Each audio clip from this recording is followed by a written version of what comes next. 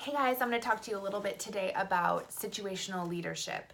And this is something that will help you kind of understand where you're at in your journey and then how you'll be able to help your coaches and your clients in their journey as well.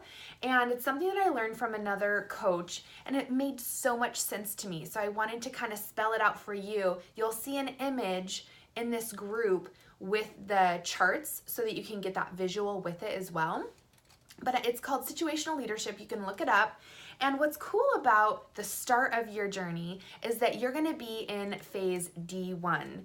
And this is where you are, and I'll kind of use some sports analogies for you. This is where you're going to need very low support. You are totally pumped to do this. You feel excited. You know that this stuff works. You know that this business model works, that these programs, these products work. So you don't need a cheerleader to tell you like, you can do it. You already have that excitement. But you don't know where the heck to start or how to get your links or how to do all of this stuff. So it's definitely more of that like high direction, low support, because it's like if you were going snowboarding. You're so excited. You woke up at like 4 a.m. to drive to the mountain to go snowboarding. You don't need anyone to get up early and live out this dream that you've had to get up to the mountain and snowboard. But you do need to know what type of board you need, what type of boots you need, how to strap your boots to your board, what to do when you fall, where to go. Like you need that high direction. So that's what you're gonna get from your coach in that phase 1. And that's what you're gonna get with this training, okay?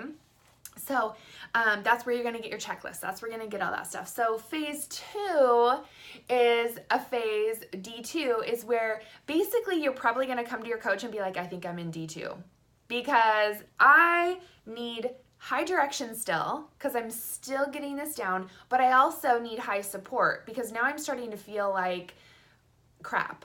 And basically it's like the first time that you eat it. The first time that you fall and you're like, ugh, this is harder than I thought it was going to be. Or I know less than I thought I knew. Or I didn't expect it to be this hard to get 3 people to join me in Hit Success Club. Or I didn't know I had to talk to so many people, to get the numbers that I want to see or to earn that first paycheck that I want to see or whatever. So that's where the more we can talk about it, the more you're going to be like, okay, I feel better. I'm not alone. I know where I'm at.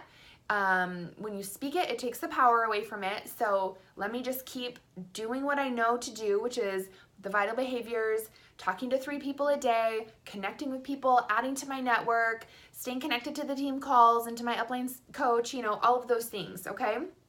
So D3 is where you need high support and lower direction. Like you already know what you're doing. You already know what yields results in your business, but maybe life has happened. And I see this often. I see where someone gets really sick and so then they kind of fall off their workout plan or they quit drinking Shakeology for a little bit, or something happens with their family member, their child breaks an arm, and it just throws them all out of, into chaos, right? It throws them out of whack, and then they don't know how to regain. Or they're just kind of like, ugh, you know what I mean? Like, okay, how do I keep this motor running? So this is where, as a leader, you'll offer your people high support, make sure that they understand that digging into personal development, picking up a book and either listening to it or reading it just to know you're not alone. This happens to all of us. Just that high support and that friendship, because we're friends first and then we're business partners. It's not all business. This is relationship. And so, but you don't need the high direction. I don't need to come at you and say, well, are you going to hit Success Club this month? Or are you going to do this? No. I don't need to say any of that. I just need to come alongside and know, listen, what can I help with? Like, can I bring over dinner? If you live close to your coach or whatever, just that high support feel, or to your client even. I mean, this is a family. So that's where you'll be kind of in phase 3, where you're still kind of like wavering a little bit. And then, so D4 is pretty much where you're on autopilot. So that, I would consider myself D4. Like, no one needs to tell me really what to do. There's plenty of trainings. I mean, I have a playlist of like 5 videos that I still want to watch and 5 national wake up calls that I still haven't listened to from this year that I'm like, ooh, I can't wait to do that. But I have to take it at my own pace, or otherwise I'll get overwhelmed and I won't get anything done and I won't hit my goals for helping people. So I've got to take it at a pace where I'm not getting whiplash all the time, right? So this is kind of the autopilot. You don't question it. You know it's good. You know what to do. And so it's kind of like a low direction, low support place to be. This type of place is where you've got your ride or die coach. You're like, okay, let's do this. This is the coach that's helping with team calls. This is the client that you know is showing up in your challenge group at all times because that's just what they do, you know? And that's like, no one has to ask me to show up. I'm always showing up every day. It's like that position. So D1 needs high direction, low support. D2 is where you're like, crud, this is harder than I thought. And you need a little bit higher direction, higher support. And then D3 is maybe where just life kind of happens and, you know, you kind of got to get through that, got to have that support to just get through it, because the funk finds us all. The funk wants to destroy us. The funk wants us to not show up on social media, even though we know that that's our storefront. And we know that if we don't, it's basically like business suicide. We have to show up on social all the time, or we are not the go-to person for all the people that need us. And we aren't being trustworthy to show belief that this works and that this is what we're doing for our life. Like, you can't just show up for 2 months and then fall off for a month. That is not how you run a business. You can't just shut your doors for a month and then open them back up.